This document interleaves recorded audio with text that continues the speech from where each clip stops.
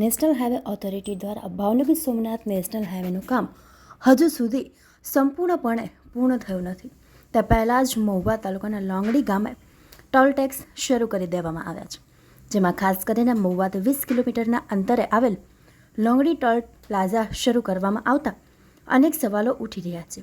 આ ટોલ પ્લાઝાથી 20 કિલોમીટરના અંતરના મહુવા તાલુકા અને ગ્રામ્ય વિસ્તારોને મુક્તિ મળે તેવી માંગ સાથે અગાઉ પણ ખેડૂત આગેવાન ભરતસિંહ વાળા અને કોંગ્રેસના વિજય બારિયા દ્વારા ડેપ્યુટી કલેક્ટરને આવેદનપત્ર પાઠવવામાં આવ્યું હતું, પરંતુ આ પ્રશ્નનું નિવારણ નહીં આવતા આજે કોંગ્રેસ સમિતિ અને સ્થાનિક લોકો દ્વારા ચક્કાજામ કરી વિરોધ કરવામાં આવ્યો.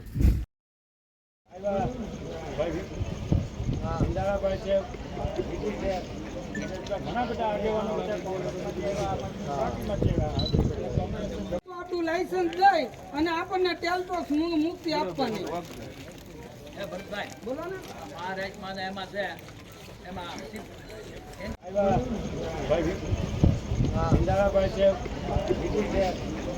ઘણા બધા આગેવાનો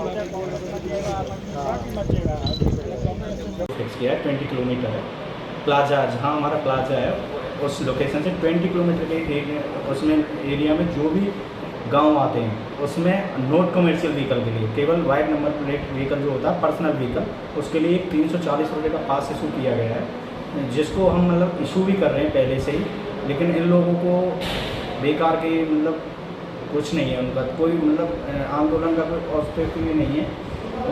हमने पहले से ही ये बोल रहे कि पास इशू नहीं किया, जबकि हमने पहले से ही उन लोगों को काफ़ी पास इशू कर चुके हैं. महुआ का भी है, जिसमें जो भी है हमें एक आरसी बुक और जो डॉक्यूमेंट्स हमारे NH के लगते हैं उन डॉक्यूमेंट्स को हमें प्रोवाइड करें तो हम उनको पास इशू कर देंगे. ટોલ નાકા અને સરકાર અને આ નેશનલ હાઈવે વાળાએ ઝુકાવ કર્યો છે, પણ એ અમને મંજૂર નથી. જ્યાં સુધી GJ4ની સિરીઝના વાહનને માફ ન કરે ત્યાં સુધી આ ટોલ નાકા માફ કર્યું ન કહેવાય.